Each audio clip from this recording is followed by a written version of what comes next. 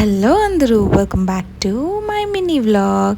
So ఈరోజు మేము నాగమ్మ టెంపుల్కి వచ్చేసామండి. ఈ టెంపుల్ తిరుమలగిరిలో ఉంది, ఏఓసిలో మిల్కా సింగ్ కాలనీ, అదే అండి మిలిటరీ ఏరియాలో అయితే ఉంది. ఈ టెంపుల్ బ్రిటిష్ రూల్ చేస్తున్నప్పటి నుంచి ఈ టెంపుల్ అయితే ఇక్కడ ఉందండి. అండ్ అప్పుడు చాలా చిన్నగా ఉండే, సో ఫండ్స్ ఇచ్చేవాళ్ళు పెరిగే కొద్దీ టెంపుల్ కూడా పెరిగింది. అండ్ మూల కారణం ఎవరు అంటే జయలక్ష్మి అమ్మ ఈ టెంపుల్ని కట్టించింది తనే. సో లోపలికి వెళ్ళిపోతే మనకి ఎక్కడ చూసినా నాగప్రతిష్టలే ఉంటాయండి. చాలా అంటే చాలా ఒక పాజిటివ్ వైబ్ ఉంటుంది టెంపుల్ లోపల.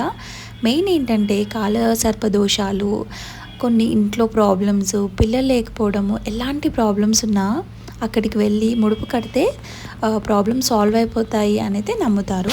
ఇక్కడ మీరు చూస్తున్నారు కదా, ఇది సజీవ సమాధి అండి. అక్కడే తను సజీవ సమాధి అయింది. తనే నాగమ్మ తల్లి భక్తురాలు జయలక్ష్మి అమ్మ అన్నమాట. ఈ టెంపుల్ని కట్టించింది తనే. ఇంకో విషయం ఏంటి అంటే ఈ టెంపుల్ అదే అండి, దీన్ని గుడి అనరంట, గురుస్థానం అంటారంట. ఈ జయలక్ష్మి అమ్మ చిన్నప్పటి నుంచే నాగమ్మ తల్లి భక్తురాలు. సో తనకి పెళ్ళైన తర్వాత తన కొడుకు కూడా సేమ్ నాగమ్మ తల్లి భక్తుడే అయిపోయాడు. 9 ఇయర్స్కి తను చనిపోవడం వల్ల ఈ జయలక్ష్మి అమ్మ చాలా కోపంగా ఉండే, అమ్మవారిని నమ్మేది కాదు. మళ్ళీ తర్వాత అమ్మవారి కల్లోకి వచ్చి, నీ కొడుకు నా దగ్గరే ఉన్నాడు, నువ్వు నాకు గుడి కట్టిస్తే నీ కొడుకుని నేను చూపిస్తాను అంటే ఆ నమ్మకంతో ఆ జయలక్ష్మి అమ్మ గుడిని కట్టించిందంట. ఎన్నో కష్టాలను ఎదుర్కొని గుడిని అయితే కట్టించింది. ఇది ఏఓసిలో ఉంది కాబట్టి పర్మిషన్స్కి కూడిన పని అన్నమాట.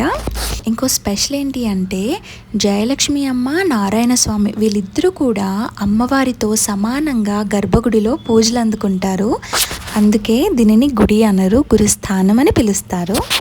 వీడియో నచ్చితే లైక్, షేర్ అండ్ సబ్స్క్రైబ్.